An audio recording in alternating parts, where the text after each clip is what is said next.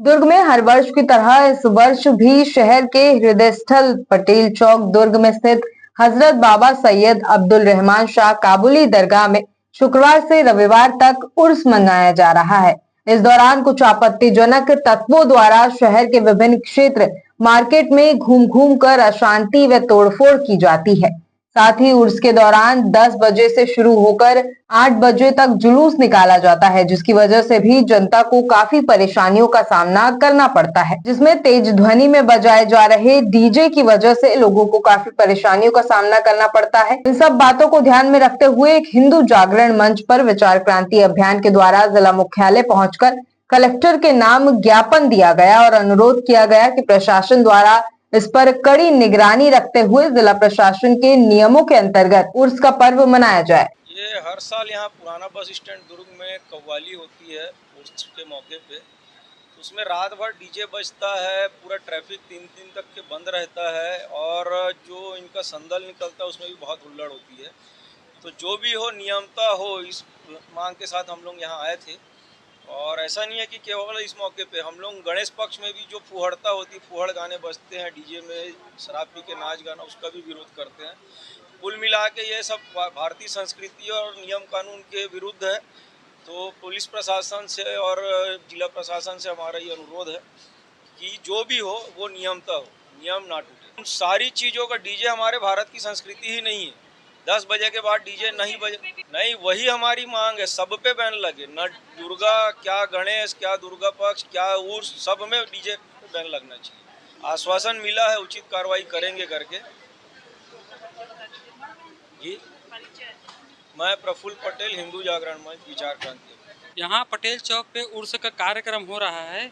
करीब इसको 70-75 वर्ष हो गया, लेकिन अभी हम 4-5 वर्षों से देख रहे हैं कि बड़ा बड़ा डीजे, रात भर डीजे इन लोग बजाते हैं और बाहर से व्यापारी आते हैं, बाहर से आपत्ति जो रहते हैं ना, क्या बोलते हैं, जो असामाजिक तत्व इन लोग आते हैं। गली में तोड़ फोड़, दुकान में शटर में तोड़ फोड़, फ्लैक्स बैनर, दुकान में होर्डिंग लगे रहे उसको तोड़ फोड़ करते हैं इन लोग।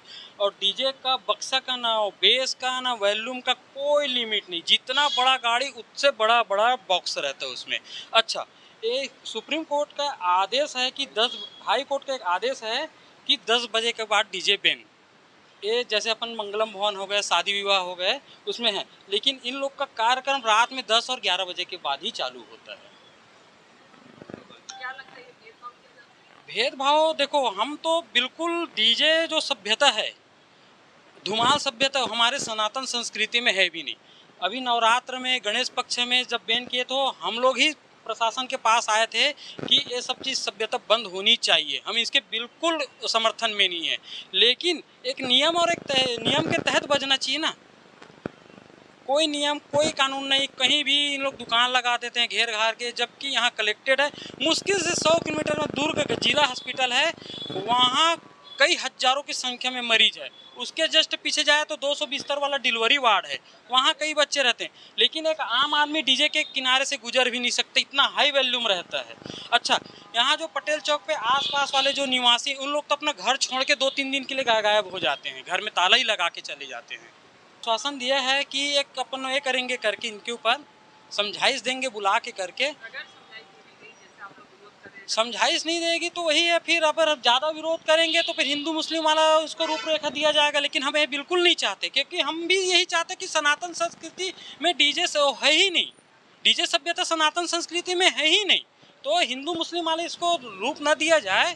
और हम यही निवेदन करते हैं कलेक्टर महोदय जी से कि इसको शांतिपूर्वक उन लोग से बैठक करवाए। जैसे कि इन लोग दुर्गा पक्ष है, गणेश पंडाल जब होता है तो डीजे वालों को बुलाते हैं, समिति वालों को बुलाते हैं, लेकिन इनको इतना बड़ा और बिना इतना हाई फाई क्यों देते हैं परमिशन?